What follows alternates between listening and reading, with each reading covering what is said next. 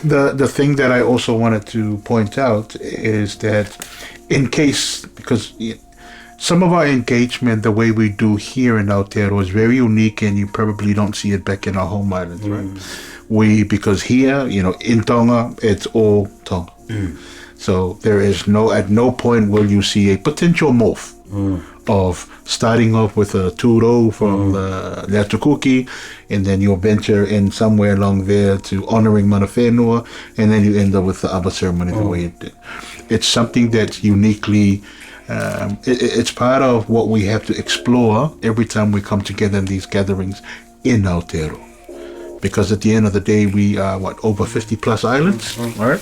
And each of them with our own kawa when it comes to the AVA ceremony. We are at such a point where people are looking for almost like a formula to take and adopt into other gatherings similar to this. But I think one of the reasons why we wanted to have this talanoa is to explain to people that this was uniquely assembled.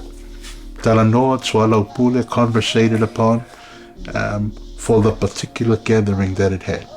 Could it turn out any different? Maybe, but it would have depended on other factors that we had on the day.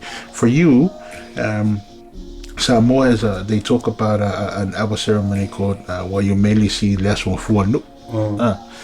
But even when you see that, that's still a kava that comes in after.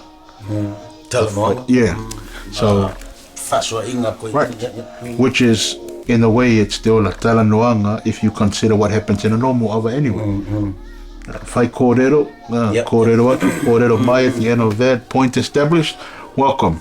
All right, pakilea. So that's also important for people to understand that though the AVA was towards the end, because it became, because it looked stagnant.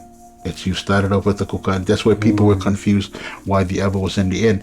But if you look at it in terms of the Moana way, it's actually as usually is. Oh yeah, getting back to that point, I didn't see it as the last or different.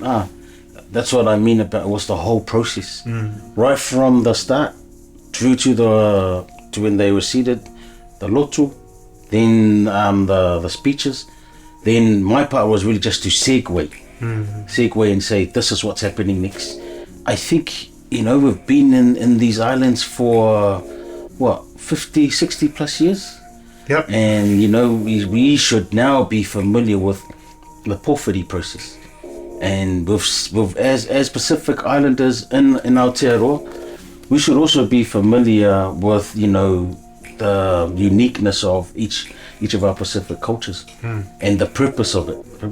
Perhaps we didn't really say this highlight it or outline. But I didn't feel like I was lost, to be honest. But perhaps because I was, part of the circle. But when I look at it, I only see as one big welcoming, which concluded with the AVA. And I mean, a lot of our so I didn't see anything separate. It was just it all flowed for me on the night. No, and rightfully so, and that's what I think. That's what we wanted to discuss here. That people who aren't usually accessible to viewing these sorts of processes together would see them as, the cookie started, and then it was handed over to and then it was handed over. But in reality, if you look at that entire process from a Moana lens, it wasn't who did this part, who did that part. That was the entire welcoming and the AVA ceremony, just as you would experience in together. That was the portion of the AVA.